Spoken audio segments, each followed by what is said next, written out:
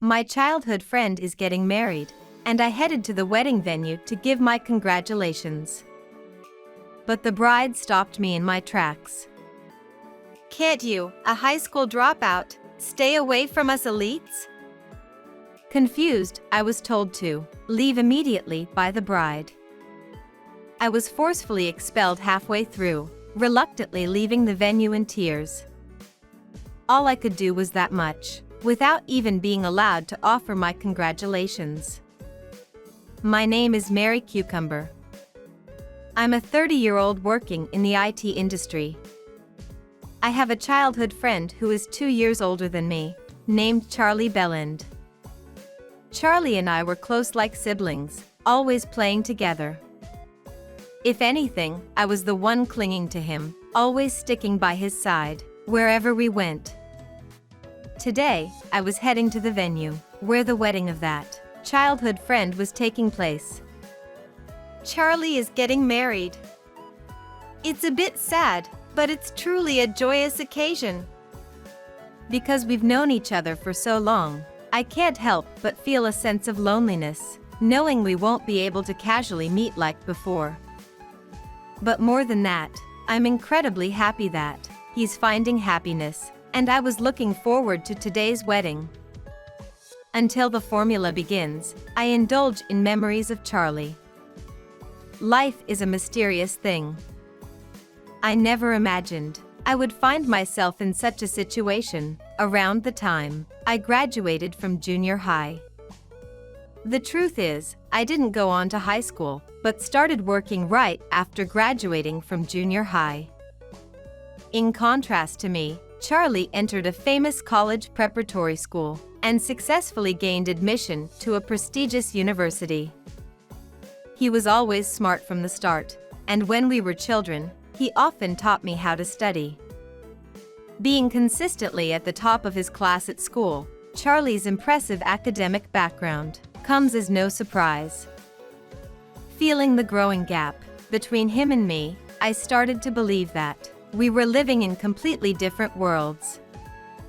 I encountered Charlie again when he graduated from university and entered the workforce. We ended up working at the same company. Our reunion after a long time brought up our excitement, and we reminisced about the past. Since then, while maintaining professional interactions, we continued to have light-hearted conversations, like we used to in the past.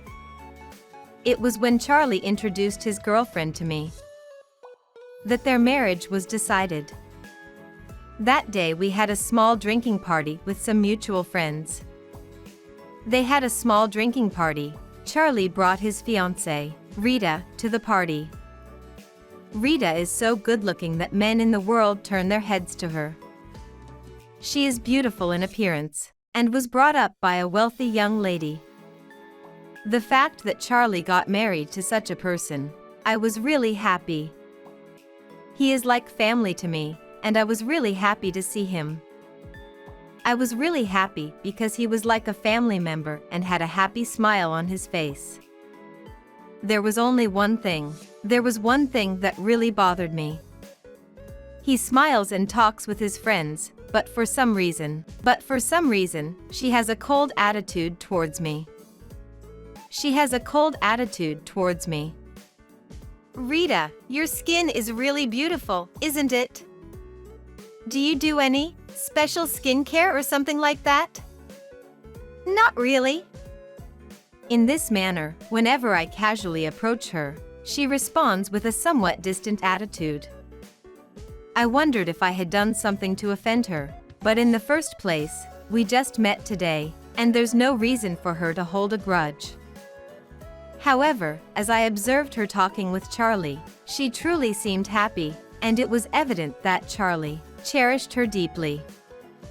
Although Rita's attitude bothered me a little, it's natural for people to have people who we don't get along with.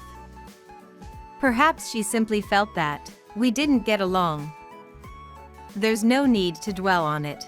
As long as Charlie is happy, that's enough. I resolved it within myself like that, and I planned to celebrate their wedding grandly. And so, Today is the day of the wedding ceremony. The ceremony was to be attended only by relatives, while we, the friends and acquaintances, were invited to the reception. Eager to see the couple in their wedding attire, I arrived at the venue a little earlier than scheduled. There's still plenty of time until the ceremony, so I thought of going to greet Charlie. While thinking that, I headed towards the waiting room and was approached by a staff member near the entrance. "Is it Miss Mary Cucumber?" "Huh? Yes, that's me. What's the matter?" "The bride is waiting for you. I'll show you the way." As instructed by the staff, I was taken away with them. What on earth could this be about? Why would Rita be waiting for me? No matter how much I think about it, I can't understand the reason. When we met before, she seemed so uninterested in having any involvement with me. So what could be the purpose of her summoning me now? Lost in these thoughts, I was led to the waiting room, where Rita was waiting. There she stood, dressed in a pure white gown, radiating beauty that captivated me. Just as it was a perfect opportunity, when I tried to offer my congratulations, she cut me off with a single word. "Listen." Before I could speak, she uttered unexpected words. She then continued speaking, and said words that caught me off guard. "Why did you come? What exactly do you intend? Huh? What do you mean?" While glaring at me with intensity, she coldly lashed out at me. Unable to comprehend the meaning behind her words, I stood there bewildered, while she continued to question me with her icy demeanor. "I overheard something. Is it true that you only graduated middle school?" Why would someone ask such a thing? Certainly, what she's saying is true, but I don't understand what it has to do with her. I'm confused, not knowing how to answer, and in response, Rita laughs contemptuously and says, "Charlie is an elite, you know. I can't understand why he still associates with someone like you." It was clearly a condescending remark. Why would someone with a low education associate with an elite like Charlie? Rita continues to insult me, finding it presumptuous that I interact with her, despite our different backgrounds. It seems that in her eyes, I am nothing more than someone at that level. Her heartless words continue to pierce through me. Both Charlie and her come from elite families, and naturally, the people we associate with are all elites. Elites must choose their associates carefully, and it is inconceivable for someone with a low education to casually interact with them. "You're just a bottom-tier individual and a computer geek, aren't you? Did you really think that by associating with him, you could become an elite too?" With a disdainful and unpleasant smirk, Rita provokes me with those words. Furthermore, she nitpicks about the fact that Charlie and I work in the same workplace. To work in the same workplace as him, I'm not just a stalker. I didn't mean it like that. Interrupting my bewildered words, Rita continues to look down on me. "Well, but he chose me. You're a loser." Saying that, Rita advises me not to attend the wedding. And she absolutely forbids me from having any contact with Charlie. Just because I only have a middle school education, I've always felt the harsh judgment of society. But why does it have to be taken this far? She is now completely displaying hostility towards me. Is it because our educational backgrounds are different that we become such distant beings? At least as childhood friends, let me offer my congratulations. Even if I plead, I told you that would be a bother. Don't low-educated people understand that much? It seems she has no intention whatsoever of letting me meet Charlie. As I gradually feel my heart being torn apart, she adds insult to injury. Just so you know, he feels the same way. It's a nuisance to be constantly followed by you. No. Charlie wouldn't say something like that. I didn't want to believe it. My childhood friend, who had always joked around and laughed together, actually thought of me as a bother. Charlie is not the kind of person to say such things. While telling myself so, I can't help but think that maybe the environment has changed him. In such shock, I feel all strength leaving my body. Did you understand? That's why you should leave immediately. Saying that, Rita forcibly expelled me. As instructed by her, I walked slowly towards the entrance of the venue. And then, I suddenly noticed tears streaming down my cheeks. Why? I wonder why. The tears won't stop. Those tears continued to flow, unceasingly for a while. After I had calmed down, I left the venue and entered a nearby cafe. While drinking coffee, I reflected once again on the memories I had with Charlie. Was Charlie always annoyed by me? Because of the words Rita said, I can't help but become suspicious and doubtful. Of course, he must have a kind personality, there's no doubt about that. But maybe because of that, he couldn't bring himself to tell the truth and endured it all. However, even if that was the case, thanks to him, I had enjoyable days, and that won't change. As I pondered about what to do, my phone notified me of a message. Where are you now? The wedding is about to start. Upon reading that message, thoughts began to gather in my mind. I wanted to at least convey my congratulations, and I couldn't just go back as if nothing happened. I couldn't accept that. No, I can't just do nothing like this. With that thought, I returned to the venue once again. When I returned to the venue, the wedding had already begun.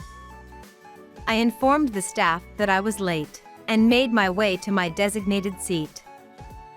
That's when it happened. Hey, why are you here? Rita noticed me, raising her voice, staring at me with an angry expression. Seeing her like that, Charlie and his relatives wore expressions of confusion. Although their reaction bothered me, I approached the microphone. This caused a stir among the audience, wondering what was going on. What do you think you're doing? Ignoring Rita, who was coming at me aggressively, I began to speak to everyone in the venue. I am Charlie's childhood friend. My name is Mary Cucumber. First of all, congratulations on your marriage.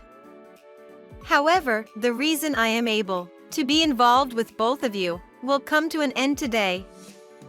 What do you mean by end, Mary?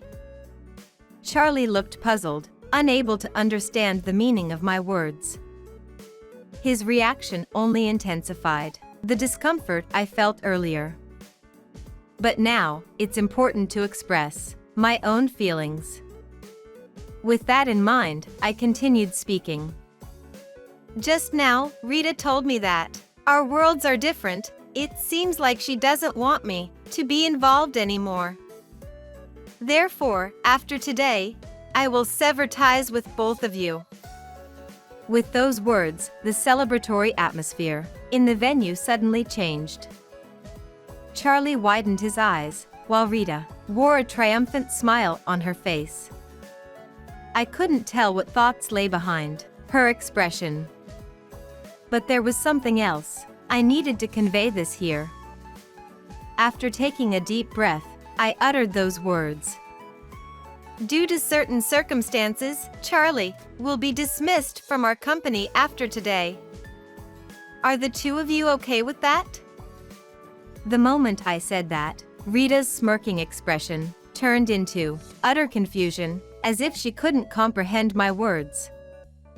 On the other hand, Charlie trembled and confronted Rita with a quivering voice. "Rita, what did you say to Mary?" His expression, as he confronted her, was filled with an anger I had never seen before. He didn't break his usual calm atmosphere, but his sudden transformation was not hidden from Rita's bewilderment. "Well, a high school dropout like her. I just told her that our world is different from the world of elites like us." "Why would you say something like that? Apologize to her right now. Miho is the president of our company, you know." With Charlie's statement, Rita's eyes widened even further. "Yes, the truth is that we actually work in the same company, because he joined my company as a new graduate. That was the circumstance." "Why is a low-educated woman like her? Why is someone from an elite family like you employed by a woman like her?" To the trembling Rita, Charlie whispered quietly, "I'm not my parents' biological child." Yes, the truth is that Charlie and I both grew up in an institution. We originally grew up in the same facility. From the time we were conscious, we were always together, and we considered each other as family. But when Charlie was in the first year of middle school, the Bellens couple came to the institution and adopted him. I remember feeling a sense of loss when he, who I had always been with, was no longer there. Afterward, as someone who grew up in a facility, I immediately started working instead of going to high school. I didn't want to inconvenience the people at the facility that much, and above all, I wanted to become someone who could stand alongside Charlie in society as soon as possible. Although we lived in different places, we had exchanged contact information, so we were able to keep up with each other's current situations. While working as a professional, I pursued self-study in various IT-related subjects. Afterward, I resigned from my company and took on various freelance jobs, accumulating funds to establish my current company. Continuing my self-study and gaining experience as a freelancer paid off, allowing my company to achieve rapid growth before expanding its operations. I was able to come this far because there was a promise made when Charlie left the facility. "Mary, when we eventually enter society, we'll do something big that will make our abandoned parents regret it." "Yeah, I feel like I can do anything with Charlie. But promise me, you won't break our promise, okay?" It was because of that promise that I was able to move forward without wavering, and now, with Charlie's support, I have been able to grow even higher. "So that it's impossible for a high school dropout to be able to do such a thing." Rita still doesn't want to acknowledge me. Or rather, she's already backed herself into a corner. Well, it was her who jumped to conclusions based on her own values, without even verifying the facts. Frankly speaking, she brought it upon herself though. There's one more thing I need to tell Rita myself. By the way, our company also has business dealings with Rita's father's company. If you're telling me to stay away, should I naturally assume we'll be ending our transactions? Upon hearing those words, Rita, of course, and her parents turned pale. And for good reason. For her father's company, we are a major client compared to others. If our business with them were to cease, it's certain they would suffer a significant blow. Rita's father, in a panicked state, urges her to apologize while kneeling down. However, her pride seems to be getting in the way of that. I hate such disgraceful acts like kneeling. I didn't know anything, and I did it for Charlie's sake. In the end, she says that and bursts into tears. I'm beyond exasperated, unable to find any words. Without sympathizing with her in the slightest, Charlie continues speaking in a cold tone. You insulted my precious family, he said. Crying won't make me forgive you. The meaning behind those words, and what it implies, I think most people could easily imagine.